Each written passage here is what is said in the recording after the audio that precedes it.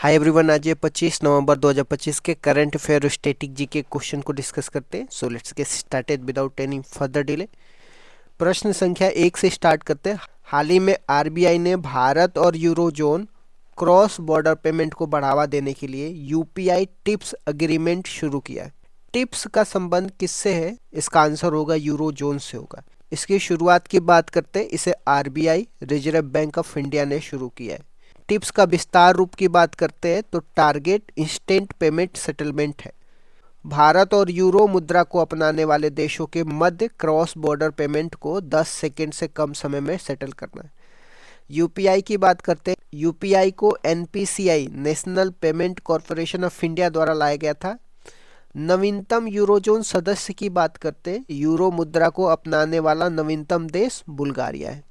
प्रश्न संख्या 2 पे आ जाते हैं। डिजिटल और स्टेम एजुकेशन पहल से संबंधित है। हाल ही में सैमसंग और यूएनजीसीआई ने किस राज्य में डिजिटल और स्टेम एजुकेशन को मजबूत करने के लिए डीजी रिव्यू पहल लॉन्च की है? तमिलनाडु में।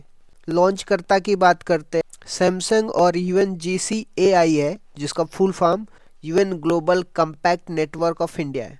इसका उद्देश्य क्या है? सरकारी स्कूलों में डिजिटल एजुकेशन और स्टेम एजुकेशन। स्टेम का फुल फॉर्म क्या है? साइंस, टेक्नोलॉजी, इंजीनियरिंग, मैथमेटिक्स को बढ़ावा देना। लक्ष्य क्या है? तकनीकी द्वारा विद्यार्थियों को और मजबूत करना। प्रश्न संख्या 3 में आ जाते हैं। कृषि मंत्रालय के अनुसार 2024-25 में देशों में अनाज का कुल फसल उत्पादन कितना हुआ है? इसका आंसर होगा 357.73 मिलियन टन होगा। जारीकर्ता की बात करते हैं। केंद्रीय कृषि मंत्रालय द्वारा जारी किया गया है, जिसके मंत्री शिवराज सिंह चौहान है।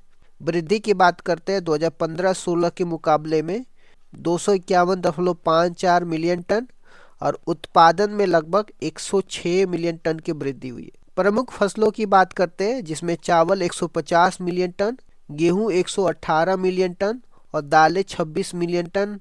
मोटा अनाज, जिसको श्री अन्न अनाज बोलते, 64 मिलियन टन उत्पादन हुए। फसलों के प्रकार की बात करते हैं तो चावल खरीफ की फसल है और गेहूं रबी की फसल है, तो ये भी आपको ध्यान में रखना है। क्वेश्चन नंबर 4 में आ जाते हैं। हाल ही में भारत, ऑस्ट्रेलिया, कनाडा ने किसके सहयोग से ACITI टेक्नोलॉजी पार्टनरशिप की शुरुआत करी है? तो ऑस्ट्रेलिया, भारत और कनाडा के साथ। ACITI का विस्तार रूप क्या है? Australia, Canada, India technology and innovation है। शुभारंभ स्थल की बात करते हैं। जोहान्सबर्ग, दक्षिण अफ्रीका में, जहां G20 की बैठक चल रही है। इसका उद्देश्य क्या है? नवाचार और सस्टेनेबल टेक्नोलॉजी को बढ़ावा देना। फोकस की बात करते हैं तो इसका फोकस नेट जीरो इमिशन है, जिसको शुद्ध शून्य